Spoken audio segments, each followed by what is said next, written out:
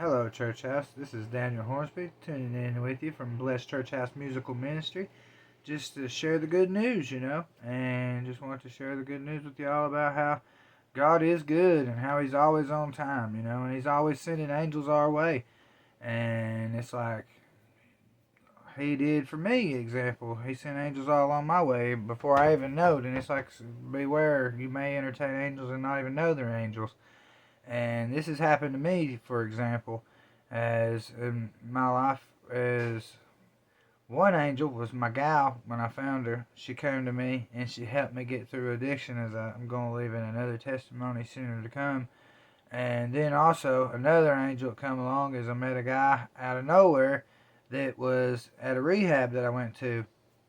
And he said, I got in there, and next thing you know, I was into the gospel. I was into making music.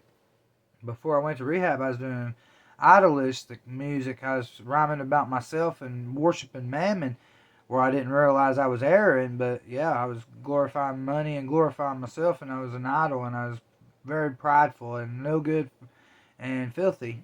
Filthy, filthy, filthy. Needless to say, and because pride is just nasty. There ain't nobody no better than nobody else. You know what I mean? And whenever I got going on my way to this rehab, next thing you know, I get there and I get in there and I'm rhyming and I'm telling everybody, oh, I'm going to be making music and doing it for the Lord. And they was like, oh, yeah, whatever, you know what I mean? Whatever, whatever, whatever. And then this guy out of nowhere that was there, he just looks at me and he says, oh, what you're doing is wrong. He said, what you're doing is wrong. He said, that ain't how you do it. That ain't how you do music for the Lord. And I'm like, what are you talking about? And I'm like, yo, dude, I'm going to take this and take the money from this music that I'm making and use it to do things for the Lord. And he's like, you're doing it all wrong. You're doing it all wrong. Because I was glorifying money and glorifying myself and didn't realize I was doing it all wrong. I was doing it all wrong. And needless to say, the guy, he was an angel along the way. And he'd sit around and he'd just laugh out loud like I do now. And he'd just laugh out of nowhere. And I was like, man, what are you laughing at, bro? And needless to say, he said, God's got a sense of humor. He said, and that's what it, and I was like, I ain't questioning God. I'm like, this guy's obviously on another level. And I wasn't going to question nothing. And I was like, well, obviously, and God was just showing me what was going to come farther down the road in my path. And I asked him, I was like, so what are you in here for? And he looked at me and said, bro, I don't do nothing. He said, I absolutely don't do nothing. And I said, well, what are you in this rehab for? He said, God told me to come here. And he said, and so I just came. And I was like, whoa. And now I understand totally. God sent him there for me just to give me a heads up at what was going to happen as I was going to get farther down the road when I was going to get filled with joy. I was going to be bursting out with laughter unspeakable. And just be filled with the Spirit and be walking in the body of one accord. And he was trying to warn me. He's like, what you're doing is not what you need to be doing. And he was an angel that's come along the way just out of nowhere to try to help and deter me to the right path to be able to work for the Lord and do it right. And needless to say, and then the second time I ran into an angel that stopped me in my path, I ran into this man and he was outside of my store that I was working at. I was working at a Subway, and he was outside at a Walmart Subway, and he was outside and he was standing there with a staff. And needless to say, this man was just standing there, and I come by and he was sitting there saying, God bless you. And he said, God bless you. And he just kept saying, God bless you to everybody that walked by him. So I go over and I look at him. I said, well, God bless you too. Because, I was wanting to work for the Lord, but I was doing it all wrong because I was still glorifying myself and glorifying mammon, which is not the way to go about it. And when I ran into this man, God obviously sent him my way again, another angel along the way. And I looked at him, and he one thing I do remember is he asked for a cigarette. And my lady that's with me, she was there with me that day, and she said, "Yeah, I'll give him a cigarette." And then we just started having a conversation with him and started talking to him about the Lord. And next thing you know, I said, "What are you doing, anyways?" And he said, "I'm just working for the Lord." And I said, what? And he said, yeah, I'm just working for the Lord. And everybody that he was coming past him, he's saying, God bless you too. And I was like, man. And God again was sent an angel my way to show me what I'd be doing in the future. Because now I do that. I tell everybody that comes past me, I won't let not one person get past me without saying God bless you to them. And I'll never forget that man. But he had a dead stare on him and that day. And And then I ran into him like 2 or 3 more times, and needless to say, and I asked him, I said, what are you doing? And he said, I'm working for the Lord. Same exact thing. And I said, where are you going? He said, I don't know. And he said, I don't care. He said, I'm just working for the Lord. He said, wherever the Lord makes me go, he said, that's where I'm going. And then the last time I met the man, I seen him one more time before the last time I departed from him and never seen him again. And I ran into him again. And that last time I seen him, and he looked me right in the eyes. And when he looked me right in the eyes, he said, what you're doing is wrong. And he knew it, hit it right on the head and nail what I was doing. You know, he knew I was an idol, and he knew I was prideful, and I was doing everything wrong, you know. And it was like, it just hit me like a ton of bricks, you know. And I just knew that God was talking to me. And I was like, man, God's speaking to me. Obviously, I'm doing something wrong, and I'm not doing what I should be doing. And next thing you know, I just kept on. I kept on being an idol, and kept on being an idol, and running from God somewhat. I wasn't quite running from God, but yet I knew that I had something bigger that I was called to do, and didn't quite understand what it was yet. And then next thing you know, I just kept on becoming an idol, and then I just kept getting bigger and bigger, and got more and more popular, and more people become to know my name, and I become more and more famous. And then when I become more and more famous, then I become to the point where I felt like everybody was worshiping me, and that was not a good feeling, you know. Needless to say, that is not a position you want to be in. And when I felt like everybody was worshiping me, then I felt like I was doing something wrong, you know. Then God started putting condemnation on me and making me feel like I was doing something I shouldn't be doing. And next thing you know, I just kept on glorifying money and glorifying myself and glorifying money and glorifying myself. And God just drew the line on me one day. And he warned me. He said, you keep on glorifying money and glorifying yourself. He said, we'll turn you over to the adversary. And he said, then I'm going to draw the line on you. And he said, and you're either going to get a long time in jail with your prideful attitude, or you're going to die. He said, there's only 2 options you get. And he put the fear on me. Fear God put on me. God put his fear on me that day. And I threw down the idol title. I got rid of being an idol. And needless to say, I didn't want to be an idol no more, because I knew that what I was doing was wrong. And next thing you know, I was like, Lord, well, if you want me to do gospel rap, how am I going to do gospel rap? I have no clue, but I'm going to put it in your hands. And I said, this is your ministry, and this is your ministry. So, and I said, Lord, I'm going to do it, and it's going to be for you. So, next thing you know, I quit singing altogether. It completely stopped me from singing about myself or singing about money.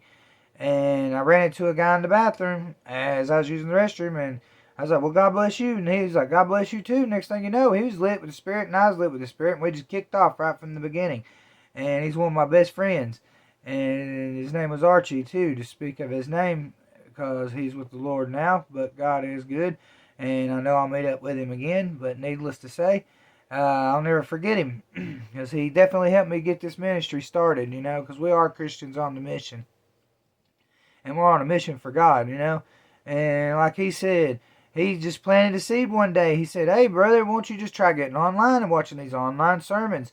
And he said, these online sermons, he said, get on there and watch them. Because my girl, she had real bad anxiety, and she didn't want to go into the churches and stuff at the time.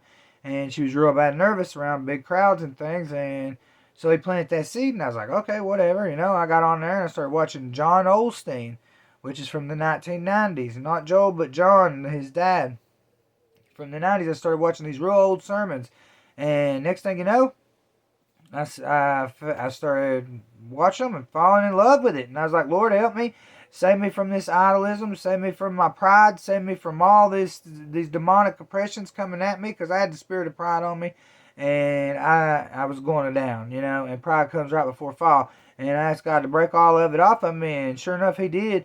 And I started watching these online sermons. And I started watching these online sermons. So then I went back, and about a month later, after I learned some scriptures, I started rhyming about Jesus instead of rhyming about myself.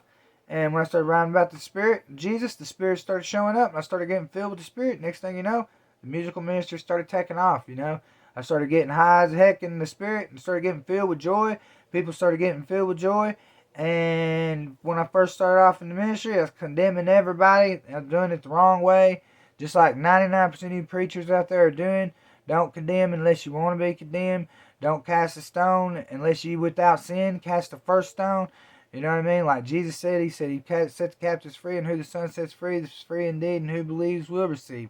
And next thing you know, I preached for about 6 months and wasn't doing nothing but slaughtering the sheep, because I was preaching condemnation, because I didn't know the word that good. And then one day a homosexual comes through my line, and I'll never forget him. I was sitting there rhyming in the Spirit, and next thing you know, this guy's filled with the Spirit too. The Spirit hits me and hits him, and we both get filled with the Spirit, and we're both just laughing and joy filled. And I'm looking at him, and he's looking at me, and I'm like, Lord, what are you trying to show me here? And the Lord told me, He said, you don't know who I've set free, and who I've set free is free indeed, and who believes will receive. And, and that, He said, don't you dare cast a stone unless you want one on your own home.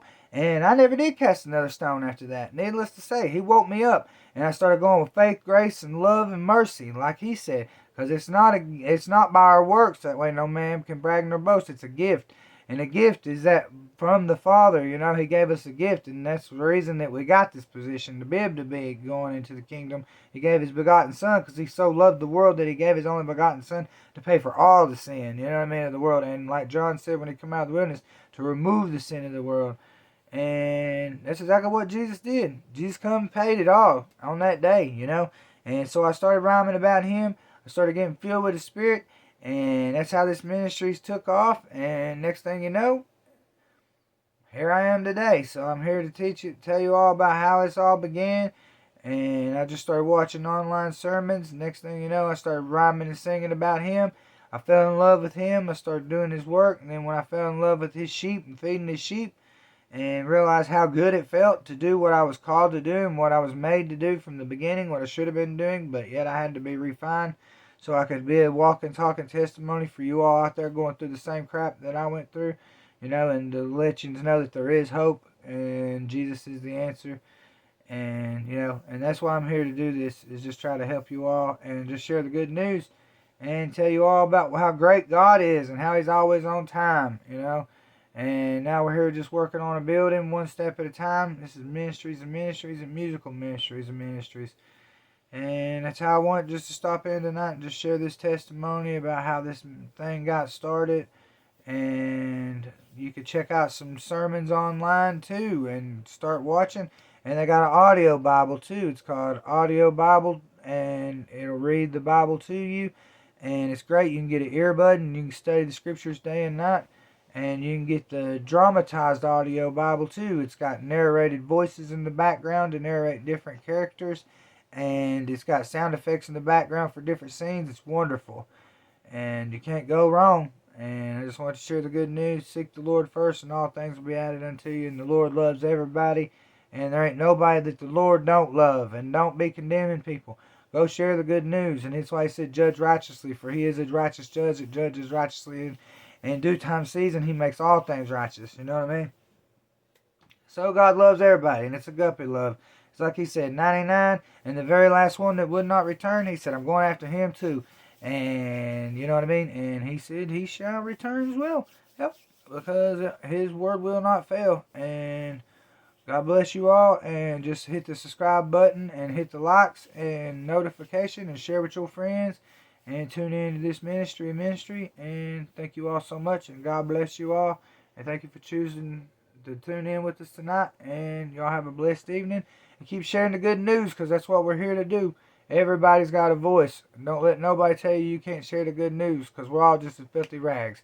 Ain't none of us no good. You know what I mean? That way no man can brag or boast, because the tongue defiles everybody, and we all fall short. And all sin is created equal.